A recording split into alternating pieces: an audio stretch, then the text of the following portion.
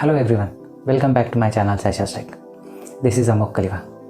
If you are new to my channel, please like, share, comment and subscribe my channel and press the bell icon for the latest updates. In the last video, we understood about k-fold cross-validation, procedures to follow to perform k-fold cross-validation, different variations of k-fold cross-validation and an example on implementation of k-fold cross-validation. In today's video, we will be understanding on different polynomial equations, identify maxima and minima in polynomial equations, thereafter implement maxima and minima using calculus, and an example to solve maxima.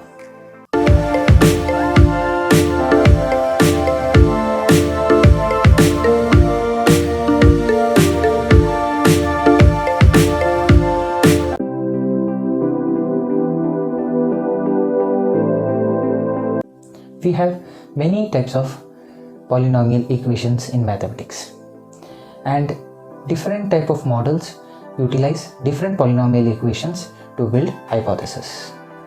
For example, we have linear equations which are represented by y is equal to mx plus c. We have quadratic equations which is represented by ax square plus bx plus c. We have cubic equation which is represented by ax cube plus bx square plus cx plus d, and similarly eighth polynomial equations. For each of the hypotheses we build in the model, we have certain maxima and minima for all the equations.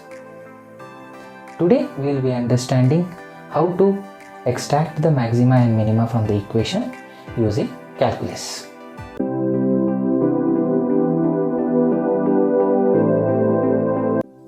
What are the basic definitions of maxima and minima?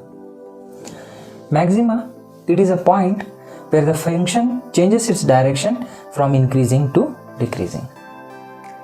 For example, as shown in the pictorial representation, maxima is this point where the direction is changing from increasing to decreasing. Similarly, minima, it is a point where the function changes its direction from decreasing to increasing. In the pictorial representation, minima is this point. Always at a maxima or a minima, the slope is 0.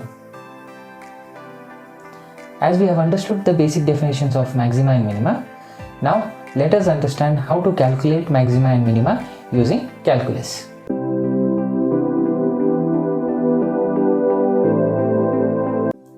We are going to use a cubic equation to understand how to derive minima and maxima.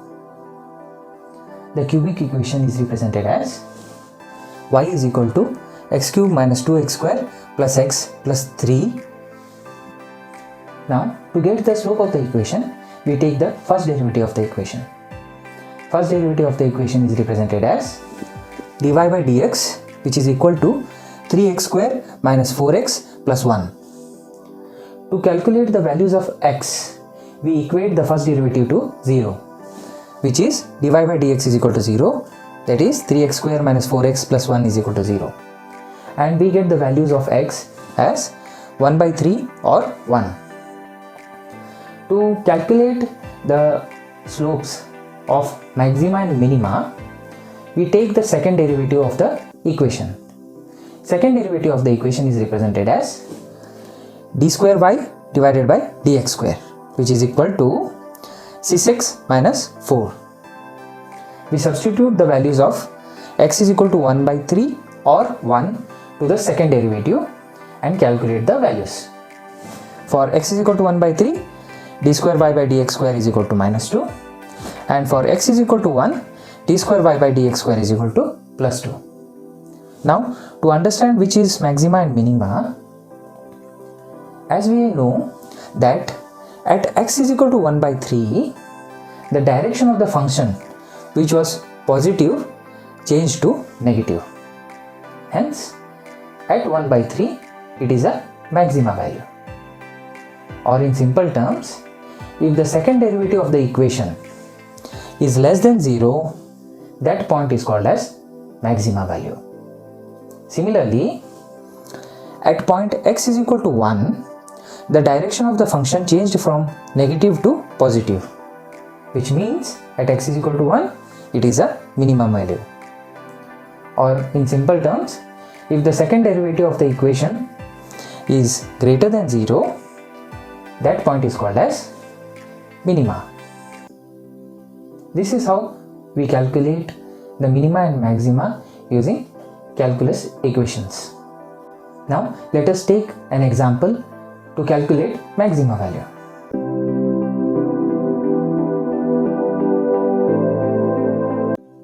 A ball is thrown into the air, and when it is in the air at a time t, it follows an equation. The equation is represented by h is equal to 3 plus 14t minus 5t square. Now we want to know at a time t what is the maximum height a ball can reach. To calculate this, we are going to take the first derivative of the equation, which is represented as dh by dt, which is equal to 0 plus 14 minus 10t. Now equating the value of dh by dt, that is the first derivative of the equation, to 0, we will get a time t where the slope is 0. That is 14 minus 10t is equal to 0, which represents t is equal to 1.4.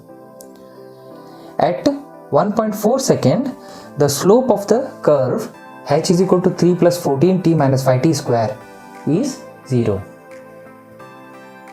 Now to calculate the height, we substitute the value of t into the equation and we get height is equal to 12.8 meters, which means that the maximum height a ball can reach using the equation 3 plus 14t minus 5t square is 12.8 meters.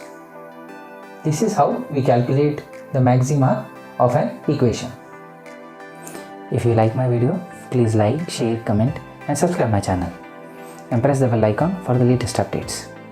Thank you.